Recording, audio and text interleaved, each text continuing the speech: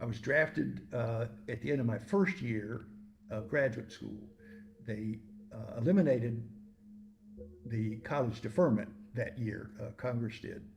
If you had 2 years of graduate study, you could continue and you had another deferment. That's the situation my brother was in. If you had 1 year, you were subject to draft. And I remember these details. There were 9 men who finished the first year in the graduate program, in the PhD program at Emory, and 4 of us were drafted. And all 4 went to Vietnam. All 4 came back. I mean, that's good. But finally, his appeal came through after 14 months, I think. And they said, no, you can't be a conscience objector because you're Catholic. Catholics can't be conscience objectors. And it was signed by Hershey, who was the big guy. And so he said, okay, I refuse to serve. That's it, I'm done. Because I don't want to finish this. This is not just on moral grounds, ethical grounds. I don't want to tell my kids I was honorably discharged from the Army.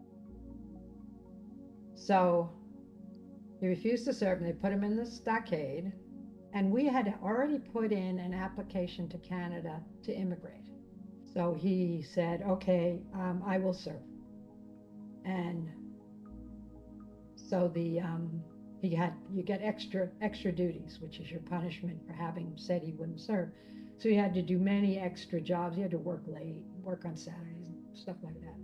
And then that was over. In 2 weeks, that was over. And when we took 2 weeks leave, it was a month before we take 2 weeks leave, and we went home and we saw our parents, and we had, and we saw our parents, and we told them what we were going to do, and then we got in the car and we drove up and we went over in Montreal. Graduated from there in 1967, and the draft was pressing. I got a letter. It would have been in December of 66 saying, okay, we're going to let you stay in enough time through June of 67 to get your degree. But other than that, the Army wants to see you at Fort Leonard Wood, Missouri. And I decided that I was not going to go in the Army. One of my uncles served in the Army, but I thought I should go in the Navy, and I did. To avoid, to be perfectly frank, to avoid the Army, because that was a good way to get killed.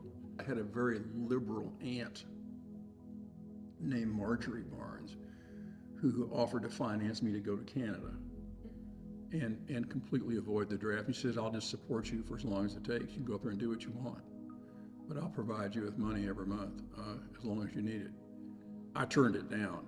They trained me in counseling. I was counseling people on how to get out of the draft, which was interesting. And we'd also go to what we call the early morning shows, where guys would be picked up on a bus and brought down to the Army base to be processed.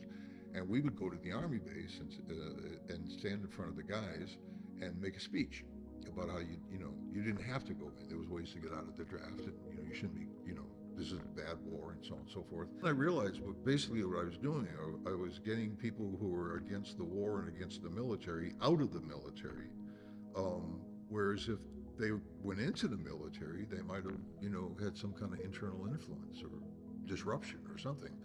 Oh, the draft, that was a big part of it. Luckily, when it came to me, I had a draft card. I ended up tearing it up after about a year, but shortly after I got the draft card, they went to the lottery, and I had a very high number, and they didn't get anywhere near it. But if some friends of mine had low numbers, and they were planning on going to Canada, they weren't going to serve in what we figured was an undeclared, unjust war.